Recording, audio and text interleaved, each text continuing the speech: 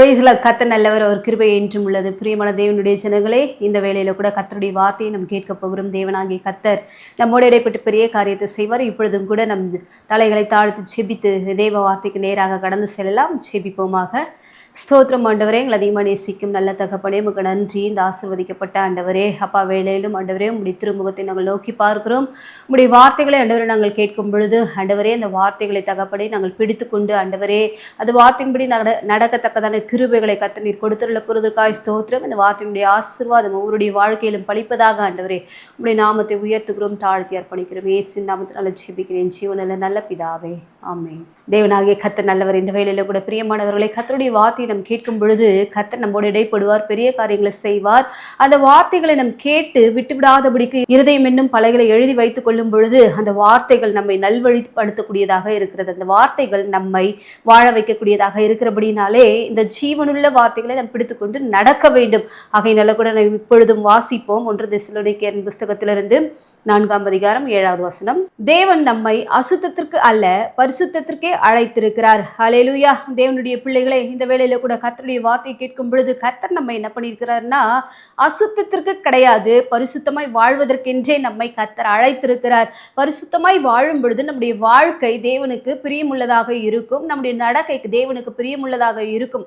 ஆகையினால அவர் எப்பேற்பட்டவர் என்று சொன்னால் அவர் பரிசுத்தர். ஆகையினால தான் நாம் பரிசுத்தமாய் வாழ்வதற்காக இந்த பூமியில நாம் எப்படி இருக்க வேண்டும் என்று சொல்லி வேதத்தின் மூலமாக நிறைய காரியங்களை கர்த்தர் நமக்கு கற்றுக் கொடுத்திருக்கிறார். நம்ம வாசிக்கலாம். 1 பேதுருவின் புஸ்தகத்தில் 1ஆம் அதிகாரத்தில் 15வது வசனம். உங்களை அழைத்தவர் பரிசுத்தராய் இருக்கிறது போல நீங்களும் உங்கள் நடக்கைகள் எல்லாவற்றிலேயும் பரிசுத்தராய் இருங்கள்.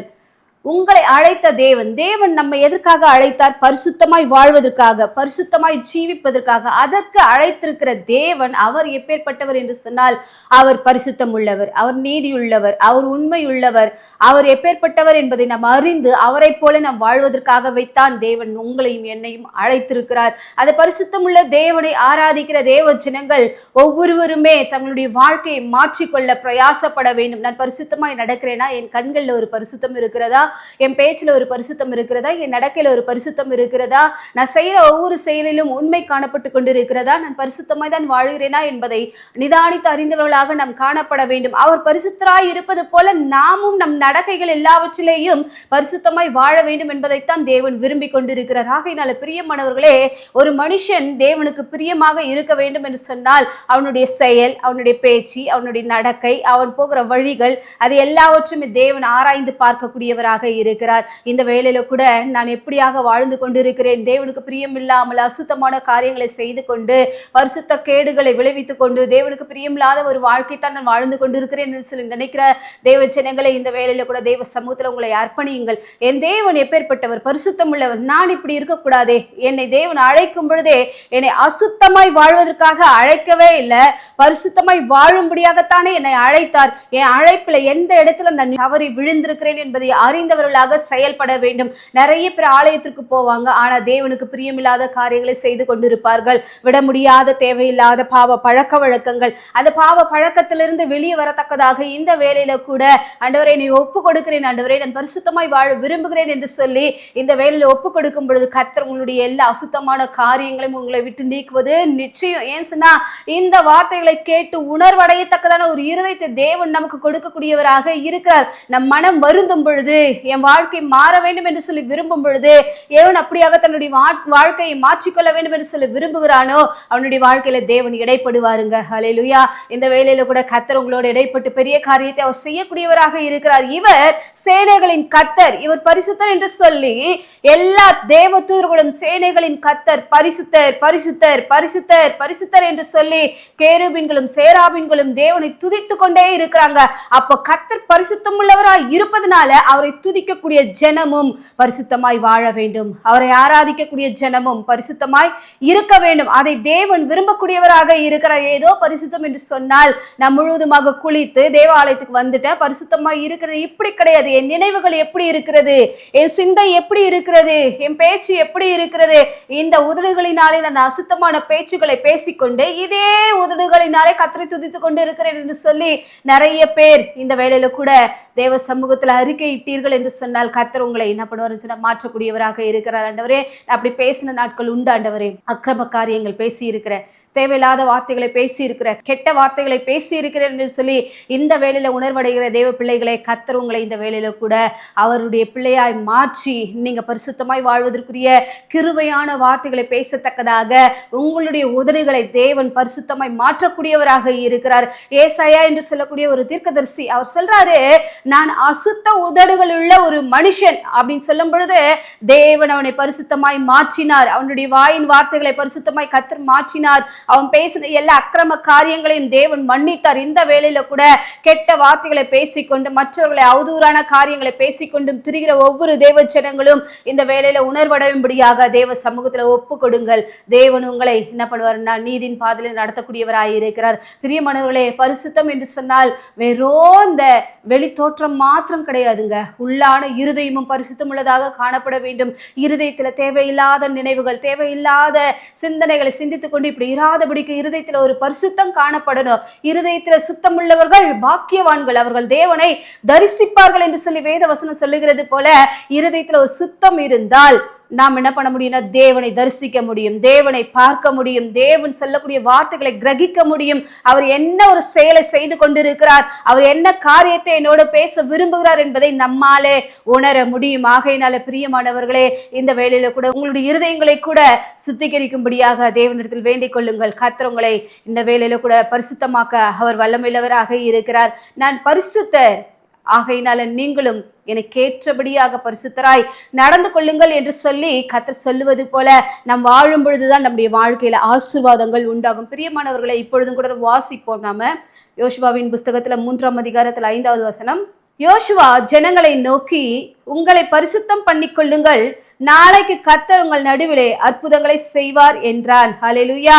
யோசுவா ஜனங்களை பார்த்து சொல்லுகிறான், நீங்க இந்த நாளில நீங்க என்ன பண்ணுங்க, உங்களை பரிசுத்தமாக்கி கொள்ளுங்கள், நாளைக்கு கர்த்தர் உங்கள் நடுவிலே அற்புதங்களை செய்வார் என்று சொல்லி தேவ ஜனங்களுக்கு சொல்லுகிறார். ஒரு மனுஷன் ஏன் பரிசுத்தமாய் வாழ வேண்டும் என்று சொன்னால் அவனுடைய வாழ்க்கையில அற்புதங்கள் நடப்பதற்காக என்ன பண்ணணும்னு சொன்னா அவன் பரிசுத்தமாய் வாழ வேண்டும். பரிசுத்தம் பண்ணிக்கொள்ளுங்க, உங்களை நீங்களே பரிசுத்தம் பண்ணிக்கொள்ளுங்க.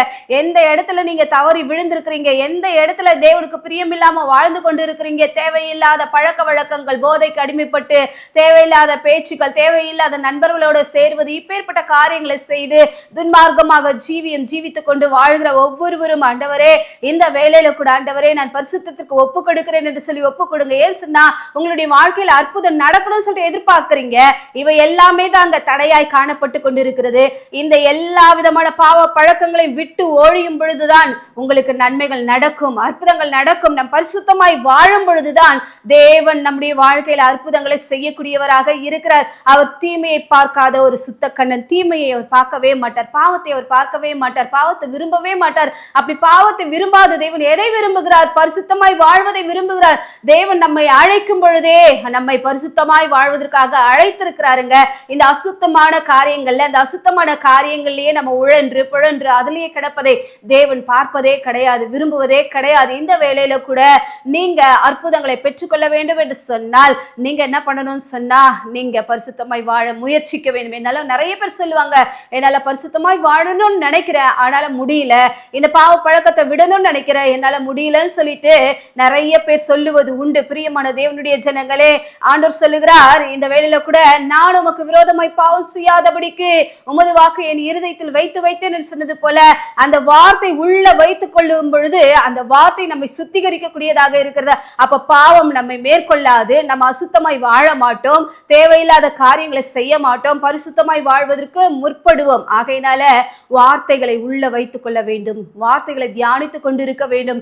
அற்புதங்கள் நடப்பதற்கு தடையாய் காணப்படுகிற எந்த பாவமாக இருந்தாலும் இந்த வேளையில விட்டு விடும்படியாக தேவ சமூகத்துல உங்களை ஒப்புக் கொடுங்கள். பிரியமானவர்களே, நீங்க அப்படியாக ஒப்புக் கொடுக்கும் பொழுது அற்புதம் நிச்சயமாக உங்களுடைய வாழ்க்கையில நடக்கும். விடவே முடியலன்னு சொல்லிட்டு நினைக்கிறீங்களா? நிச்சயமாகவே தேவனுடைய சமூகத்துல நீங்க உங்களை ஒப்பு கொடுக்கும் பொழுது அதை எல்லாவற்றையுமே விடும்படியாக கர்த்தர் உங்களுக்கு உதவி செய்வார். ஆவியானவர் தாமே உங்களோடு இருந்து அவர் பெரிய காரியங்களை செய்வார். நீங்கள் எதிர்பார்க்கிற காரியங்கள் எல்லாம் உங்களுடைய லைஃப்ல நடக்கத்தக்கதாக கர்த்தர் பெரிய காரியத்தை செய்வார். ஆகையினால பிரியமானவர்களே, நீங்க என்ன பண்ணுங்க அப்படின்னு சொன்ன, பரிசுத்தமாய் வாழ்வதற்கு முயற்சி எடுங்கள். வெறும் முயற்சி எடுத்து தோல்வி அடைந்தேன்னு சொல்லாதீங்க. உங்க சுய முயற்சினால எந்த காரியத்தை செய்யவே முடியாது. ஆண்டவருடைய சகாயத்தை நாடும் பொழுது மாத்திரமே தான் நீங்க இந்த எல்லா காரியத்திலிருந்து வெளியே வர முடியும், பரிசுத்தமாய் நடக்க முடியும். இப்பொழுது இருக்கிற காலகட்டங்களில் நிறைய பேர் செல்போன் மூலமாக பாவம் பெருகி கொண்டே இருக்கிறது. நிறைய பேர் என்ன பண்றாங்க, டிவி மூலமாக பாவம் பெருகி கொண்டே இருக்கிறது. அவங்க பேசுற பேச்சுக்கள் எல்லாமே அசுத்தமான பேச்சுக்கள், தேவையில்லாத சிந்தனைகளோடு தேவையில்லாத நினைவுகளோடும் அநேகர் வாழ்ந்து கொண்டு இருக்கிறாங்க. இப்படியாக இருக்கக்கூடிய தேவ ஜனங்களுக்காக யார் போயிட்டு தேவனுடைய சமூகத்துல காத்திருப்பது? ஆண்டவரே, இந்த வேளையில கூட ஆண்டவரே, நிறைய வாலிப பிள்ளைகள் கெட்டு போயிட்டு இருக்கிறாங்க ஆண்டவரே.